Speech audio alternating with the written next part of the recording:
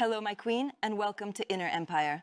Today, we embark on a long and necessary journey into the soul of our modern world. We live in an era of masks and performances, where the pressure to be someone has never been so heavy, yet so invisible. The world tells you that you are the master of your own identity, that you must build yourself from nothing with no limits and no framework. This is presented as the ultimate freedom, but for many, this infinite field of possibilities is becoming a crushing weight. We are witnessing what sociologists call the fatigue of being oneself, the exhaustion of having to decide everything, every day. If you can be anyone, how do you know who you truly are? This vertigo doesn't just touch the mind, it fragments the very core of our being. In this quest for total autonomy, we have made needing something or someone a source of shame. We have forgotten that we are relational. When the light of collective landmarks fades, we are left alone in the dark, trying to generate our own sun. And that, my queen, is exhausting. To understand this better, let us look at a man who had everything the world says we should want, Jim Carrey. He was the master of 1,000 faces. He could be anyone, make anyone laugh. He reached the absolute peak of success and freedom. Yet in the middle of the applause, he found himself facing a terrifying emptiness. He realized that the persona he had built was not him. Carrey began to speak about depression in a way that shocked the world. He didn't see it as a failure, but as a biological necessity. He called it deep rest. He said your body needs a rest from the character you've been trying to play. It's the soul saying, I'm tired of the mask. When you stop trying to be the person the world expects, you hit a void. This void is where the fatigue of being oneself ends and truth begins. Carrey turned to art, to silence, and to the realization that the ego is just a series of ideas we cling to for safety. We think we are free because we have choice, but if we are slaves to the need to be special, we are not free at all. The crown we build for ourselves often becomes a collar. We spend our lives defending an image that doesn't even exist. My queen, if you feel tired of your own story, know that you are not alone. This fatigue is a sign that your empire interior is calling for a different reign. Just as the ocean doesn't try to be anything but water, there is a place in you that doesn't need to become. It simply is. Performance is for the stage, not for the soul, but we have turned our lives into a 24-hour theater. No wonder we are exhausted. The first step to healing this fatigue is to acknowledge that you don't have to be your own creator. You are already created. There is a massive relief in realizing that the universe doesn't rest on your shoulders. You can let go of the steering wheel for a moment. Peace is not something you build. It is something you settle into when the building stops. It is the silence after the storm of performance. But why is it so hard to stop?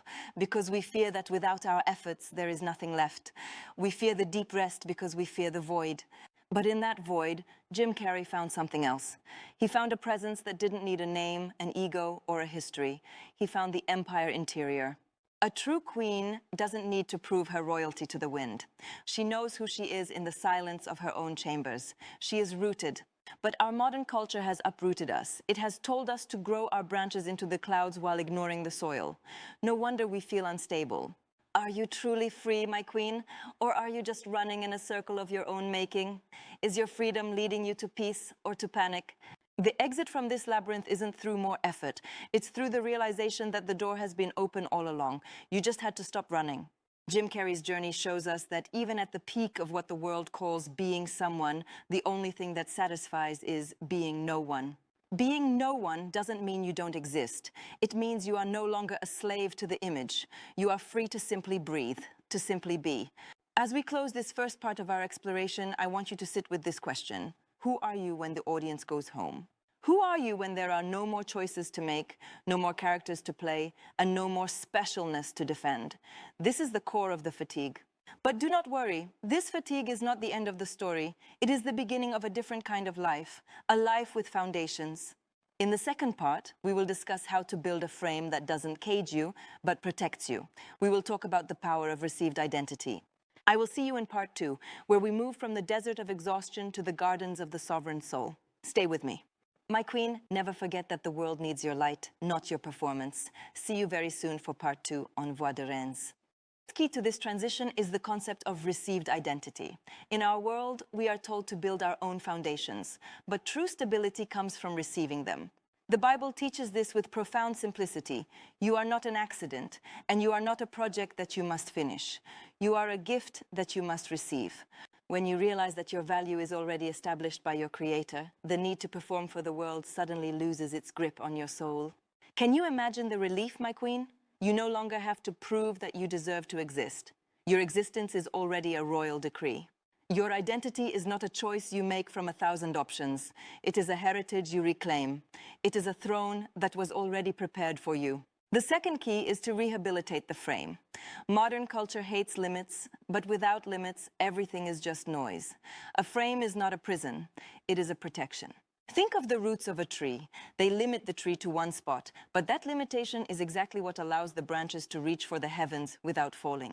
A river is only powerful because it has banks. Without banks, it becomes a swamp. Your soul needs banks to flow with power and purpose. When you accept the limits of your humanity, your gifts, and your calling, you stop wasting energy on things that were never meant for you. The third key is interdependence. The world glorifies the self-made person, but that is a myth. We are designed to be part of a body, a family, an empire. You don't have to carry the whole world, my queen. You only have to carry your part. There is strength in saying, I need you. It is a royal admission of truth.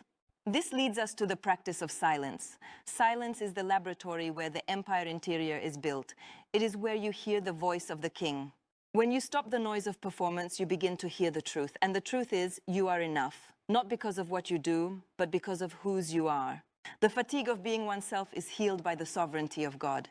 It is the cellular rejuvenation that comes from spiritual rest. It is a divine renewal. Just as your body heals when it sleeps, your soul heals when it rests in its received identity. The cracks begin to mend. The light begins to return.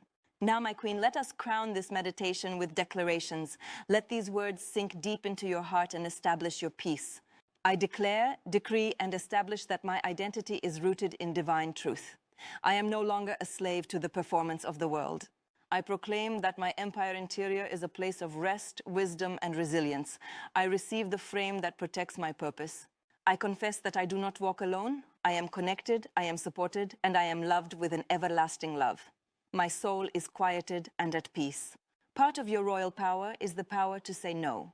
To say no to the infinite possibilities that do not belong to your kingdom. This is not loss, it is focus. Closing the door on the noise is how you protect the treasure within. A queen knows what to allow into her presence and what to keep outside the gates. When you go inward, you are not escaping reality. You are discovering the foundation that allows you to face reality with boldness and integrity. The path to your greatness is not a race. It is a walk. Each step taken in truth is a step toward the fullness of your reign. Take your time. True queens build other queens. Your peace will become a sanctuary for those around you. Your resilience will become their blueprint. As you heal from the fatigue of being oneself, you light a lamp for others who are still running in the dark. Your rest is a gift to the world. Reject the wisdom of the world that says you are only as good as your last achievement. Accept the wisdom of the heavens that says you are precious forever. Your empire is not built on sand. It is built on the rock of divine purpose. It will not crumble when the winds of change blow. It is eternal. My queen, today, I ask you to choose one area where you will stop performing. One area where you will let the character die so the true soul can live. Step onto the throne of your received identity. It is the only seat where you will find true rest. It is the only seat where you can truly reign. The world doesn't need your performance, my queen. It needs your courage. It needs your integrity. It needs the empire interior that is you. Let your light shine, not as a flash to blind others, but as a warm glow to welcome them home. Let your peace be your most powerful decree. Ma reine, n'oublie pas que chaque défi est une marche vers ta grandeur et que le monde a besoin de ton éclat et de ton courage. Que la lumière soit toujours sur ton chemin. May the light always be on your path. Until we meet again on the channel Voix de Reine. Peace be with you. This concludes our journey. Be solid, be free, be a queen. Goodbye for now from Voix de Reines.